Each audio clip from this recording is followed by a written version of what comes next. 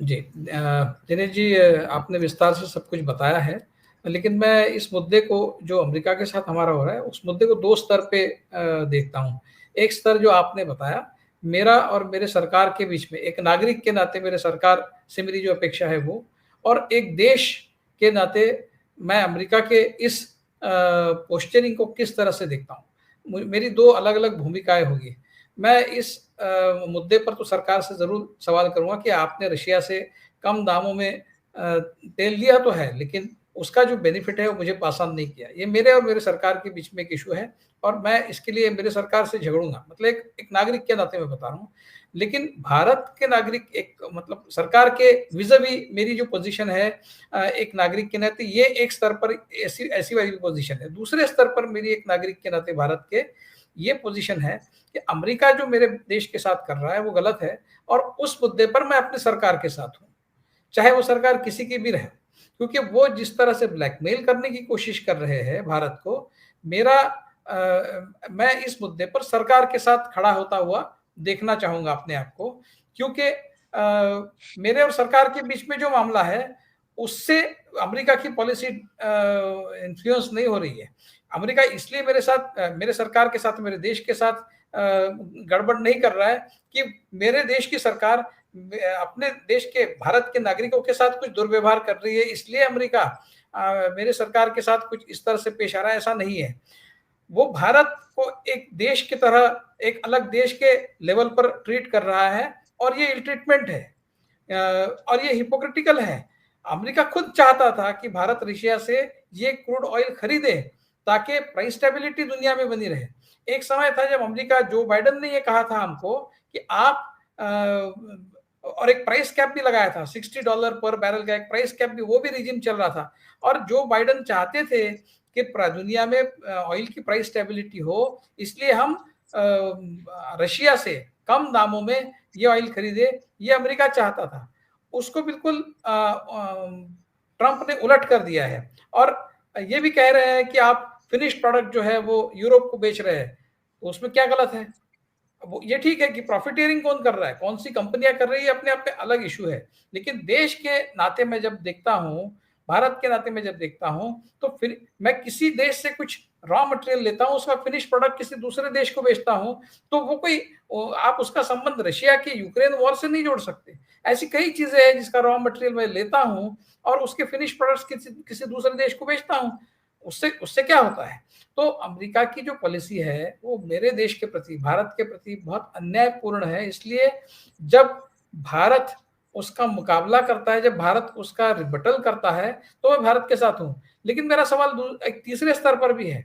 ये जो आपकी अमेरिका के साथ में पुज़िलानिमस अप्रोच है, आप पुज़िलानिमस नहीं कहूँगा मैं, एक प्रैग्मैटिक डिप्लोमेसी उसको कहूँगा। चलो ठीक है, अमेरिका के साथ आप प्रैग्मैटिक डिप्लोमेसी कर रहे हैं, अच्छी बात है। लेकिन यही प्रैग्मैटिक डिप्लोमेसी आपकी कब कहाँ जाती है? जब आप पाकिस्तान के साथ डील करते हैं, जब आप कनाडा के साथ डील करते हैं, जब आप मालदीव्स के साथ डील करते हैं, जब आप टर्की के साथ डील करते हैं, ये आपकी प्रैग्मैटिक पॉलिसी कहाँ जाती है? तो आपका जो अलग-अलग देशों के साथ अलग-अलग तरीके से पेश आना, ये जो आपकी पॉलिसी है, ये इससे मुझे प्रॉब्लम है। इससे देश को प्रॉब्लम है कि आप प्रैग्मैटिज्म हर लेवल पर रखिए।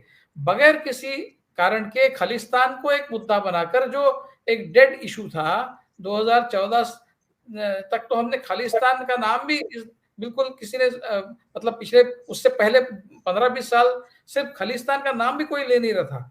जैसे ही इनकी सत्ता आई, ये खालिस्तान के मुद्दे पर ये सारे खुरापात करने लगे, अमेरिका में, कनाडा में और कहीं-कहीं।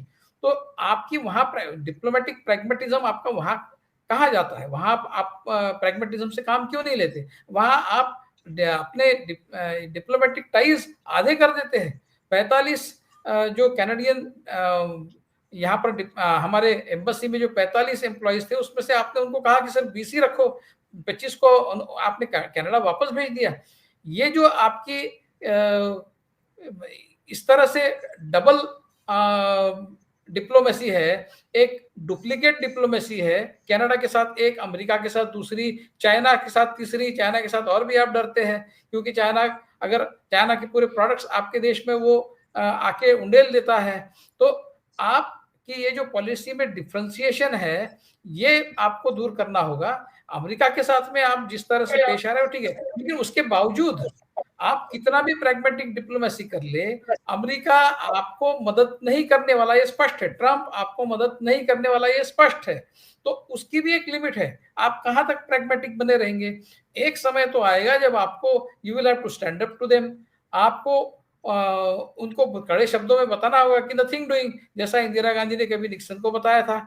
आपको भी बताना होगा ये बहुत हो गया, अभी हम इसको ज्यादा टॉलरेट नहीं कर सकते। ये समय तो आने ही वाला है, क्योंकि ट्रंप किसी भी हालत में आपकी कोई बात नहीं मानने वाला। वो आपके साथ में जो आपका जो उनके साथ में ट्रेड प्लस सरप्लस है, उसको माइनस में ले जाना चाहता है।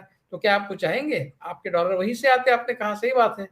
तो एक एक वक्त ऐसा आएगा जब आपको अमेरिका के साथ में you will have to do the tough talking, और उसकी थोड़ी शुरुआत हुई है। उतना टफ तो नहीं है, लेकिन खरी खरी सुनाने की बात मोदी सरकार ने शुरू की है। इसको आगे ले जाना होगा।